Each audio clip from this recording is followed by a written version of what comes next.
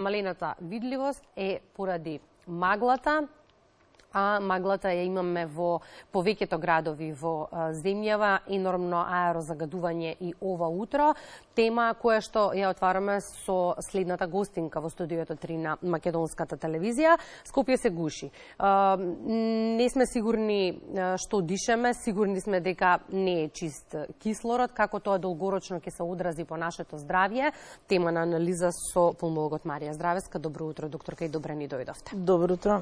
Во меѓувреме ќе најавам само дека очекуваме и колешката Сузана Апостолова. Таа е во центарот на Скопје, да видиме какво е надвор времето и се разбира основните препораки на што да бидеме внимателни.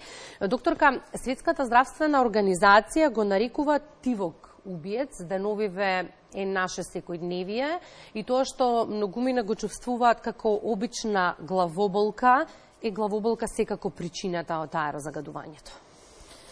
Да, тивок убиец, но во вакви моменти станува и акутен убиец, веројатно. За прв пат ефектите, несаканите ефекти на масовно се приметени, на аерозагадувањето се приметени во Лондон во 1952 година, кога повеќе од оваква слична состојба со тешко загадување и голема магла заради промената на екстремно ладни температури и промената на атмосферските влијание во тоа време во Лондон, однела некаде околу 4000 жители само за 6 дена и 100.000 луѓе биле акутно, практично настрадале или акутно биле заболени заради овакво слично загадување. Така да загадувањето воопшто никако не е шала, никако не е несигнификантна работа. Тоа е многу еден сериозен проблем, заради кој од тогаш практично, тогаш е прв пат свртено вниманието на медицинската јавност, па и целокупната јавност на ефектите, на штетните ефекти на загадувањето, и од тогаш редовно се следат практично сите медицински ефекти, како и жртвите кои што настануваат во светот заради загадување. Така што Светската здравствена организација, согледувајќи ги овие работи, во 2021 година излезе со нови водичи за загадување, при што стапките, односно дозволените концентрации на ПМ честички 2,5 и 10, на најчестите загадувачи како што се јаглерод моноксид, азотен диоксид, сулфур диоксид и така натаму, се многу намалени во однос на она што ние го знаевме порано. Така што, на пример, да кажем, за пример, ПМ честички 2,5 не се толерира повеќе од 5, на пример, за она што ние знаевме порано, или може до 50, може до 10. 70 во моментов. Да, значи, ние сме многу далеко од овие бројки, за жал. И нешто што е повторно ново во смисол како формулирано на таков начин, е дека се одредени минималните, максималните дозволени концентрации на не само во даден момент, туку и во тек на 24 часа, бидејќи сите знаеме дека овакво загадувањето има, односно изложеноста на штетните гасови, пари и честички има и кумулативно дејство, што веројатно е многу сега актуелно, бидејќи ние веќе 6 дена сме изложени континуирано на едно огромно загадување и магла. Сликата на терен ни ја пренесува колешката Сузана Апостолова. Сузе, добро утро, доколку се слушаме. Информациите се дека имаме енормно аерозагадување во Скопје, се забележува и од сликата зад тебе, впрочем.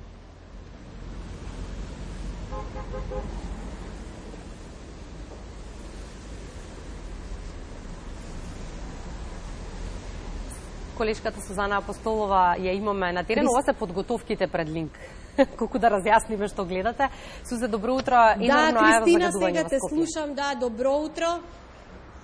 Добро утро, ние се наоѓаме утрово на отворено, на раскрсницата пред Македонската радиотелевизија.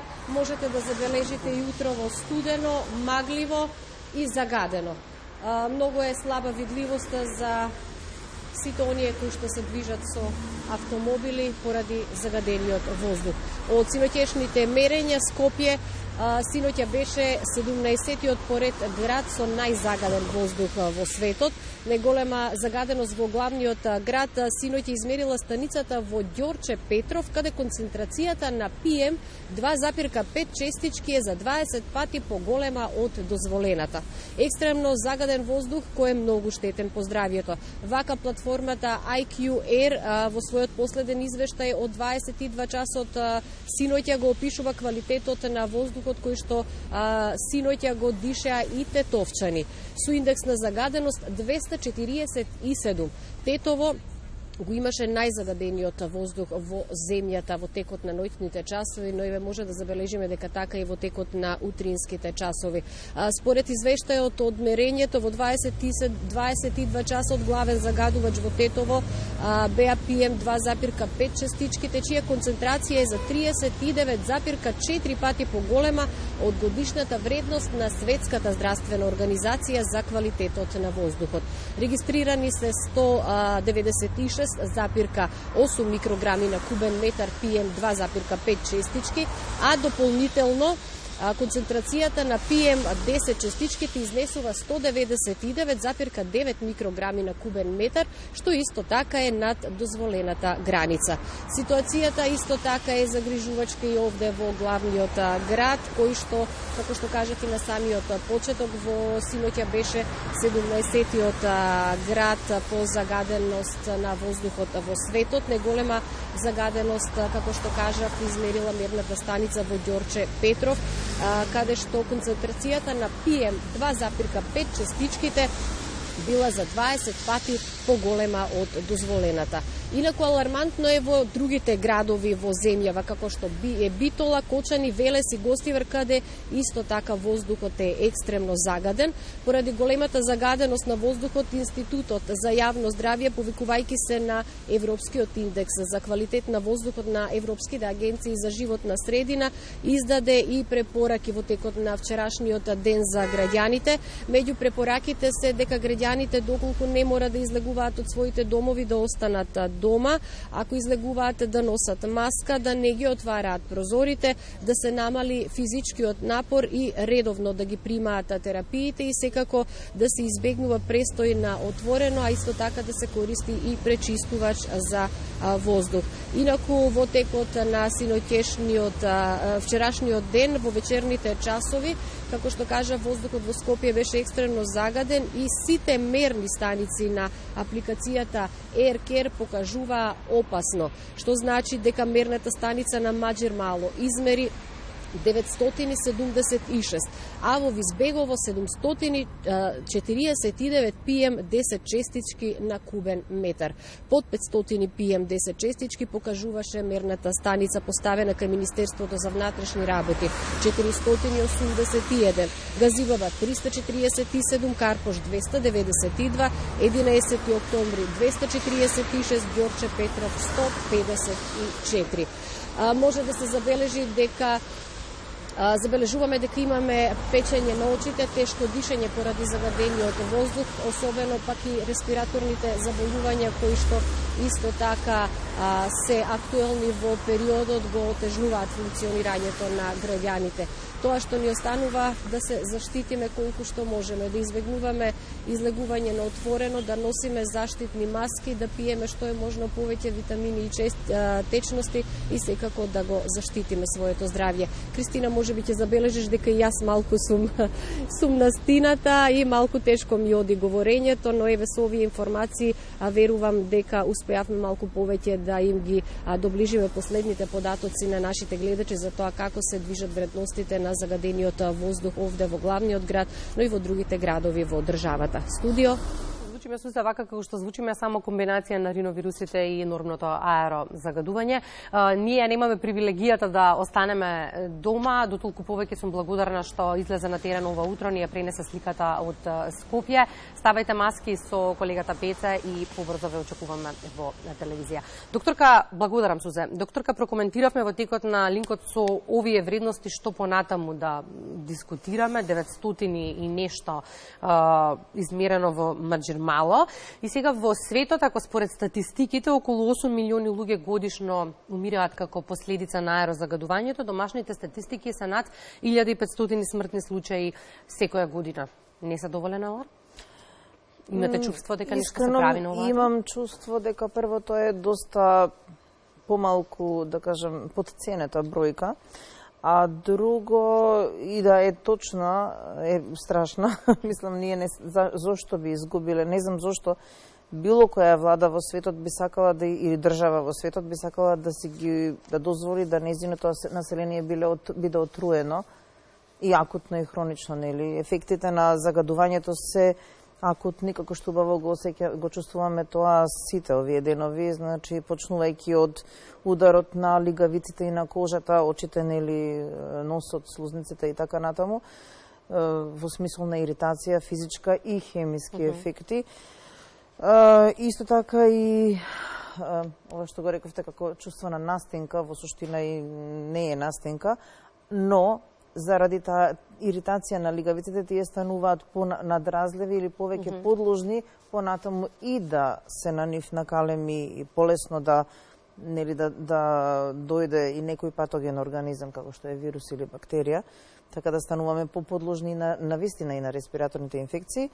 За разлика од тоа, потрајните ефекти на загадувањето се мерат како локално од поголемите честички и од хемиските иританси, оксидативни, да кажам, нарушување или стресови на лигавиците и на ткивата со кои што доаѓаат во контакт, но особено се опасни помалите честички како PM2,5 кои што поминуваат преку респираторната површина, директно во крвта преку белите дробови, се пренесуваат до повеќе органи, така да нивното канцерогено дејство го практично покажуваат и на други органи, а не само на белите дробови. Дури се опишани и ефекти на и интраутерино, практично, уште во ембрионалниот развој, кои што понатаму се согледуваат во мала родилна тежина, предвремено раѓање, лош квалитет на бели дробови, недоволно развиени бели дробови кај децата уште пред нивното раѓање, односно уште од самото раѓање. Така што, навистина, не знам како да кажам, ја повикувам, еве, ќе ги искористам овој момент да ја повикам нашата влада и сите институции кои што се, да кажам, на било каков начин имаат моќ да превземат нешто, да ги ангажираат сите можни професионални лица за кои што знам дека постојат во Македонија, да се реши овој проблем. Каков е во моментов, каква е сликата на клиниката за пулмологија? Има ли зголемен број на прегледи, какви клинички слики затекнуваат и колку од нив се должат на аерозагадувањето? Зголемен број имаме секако на пациенти, особено амбулантски. Не можам да кажам дали тоа се должи само на аерозагадувањето, бидејќи, како што реков, се мешаат многу моменти тука, и големото аерозагадување и многу големата зачестеност на оние вируси кои што се типични, за кои што слушнавме и епидемиологот ги спомна. Исто така, нашата клиника не е баш и репер за тоа, бидејќи во последната година ние функционираме во недостаток на ургентни центри, функционираме како ургентен центар, така што многу луѓе и заради самото чувство на нелагодност или тешко дишање доаѓа директно на клиниката, што исто така е еден нерешен проблем во последната година. Просто се чувствува на сите нивои, особено на терциерното, е недостаток на ургентни центри, на ургентни служби кои што би ги насочиле луѓето каде точно да се јават.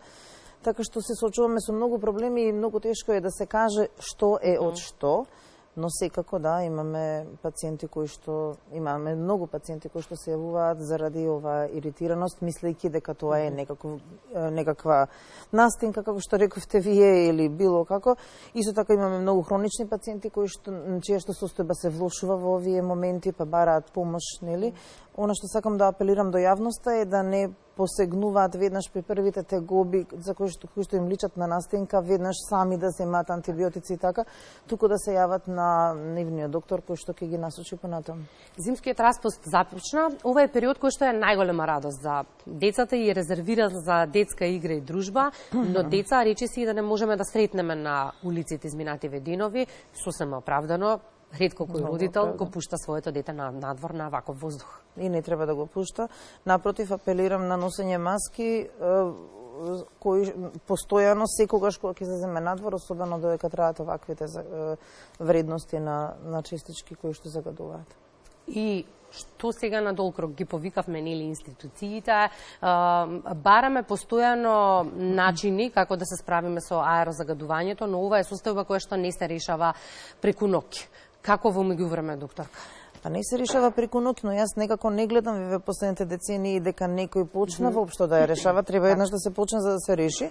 Светската здравствена организација во овие водичи што ги спомна во 2021 година покрај другите, покрај посочувањето на штетните ефекти на загадувањето, покрај одредувањето на границите кои се штетни и така натаму и која е таа доза која што е прифатлива, да кажам, за да се каже дека не е или категоризирањето на степенот на загадување, нуди и една низа на мерки кои што ги адресираат сите практично засегнати структури во едно општество, така што еве ги молам властите да, ако ништо друго се консултираат со овој документ.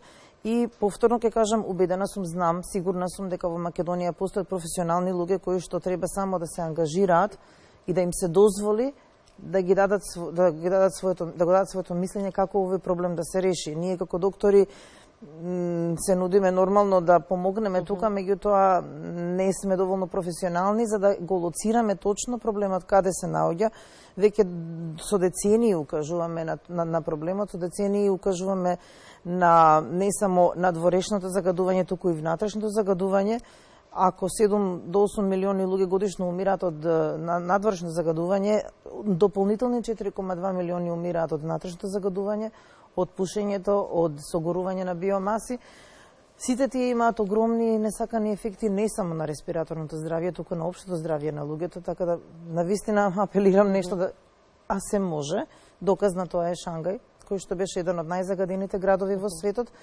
Се само 5 години има направено огромни чекори напред со нормално големи промени во индустријата и во согорување, она што се согорува и начинот на кој што се организира општеството, така да мислам дека постои можност, само треба да почнеме. И во меѓувреме стојат препораките, не треба да излегуваме од дома, да не проветруваме, да носиме маски, но и така не се живее долгорочно. Она што можеме да направиме, она што мораме да се направиме, да се заштитиме себе си, не само носење на маски, туку секогаш кога сме биле изложени подолго време на надворешна средина, просто физички да се исплакнат површините кои што биле изложени надвор, заради тоа што реков, постои контактен ефект и директен физички ефект и хемиски ефект на овие сите партикли и канцероген, на крај тоа е подолго траен. Да се обидеме колку што можеме да си обезбедиме некакви пречистувачи, барем во средината во која што престојуваме подолго време, мада и тоа не е решение, сигурно не е решение за сите. И веројатно треба да почнеме да мислиме што се согорува, бидејќи имам чувство дека политиките кои што дозволија да не се користи централното грејење, да се секој одлучи како ќе се грее, од една страна можеби придонесе да се влоши овој проблем, бидејќи ние сега практично како држава немаме никаква контрола каде што се согорува на кое место. Ова е актуелна тема секако и во периодот кој што следува, за жал. Ќе се обидеме да се заштитиме кој колку може, се надеваме дека барем делумно разговорот ќе допре до оној до кој треба. Благодарам за гостувањето.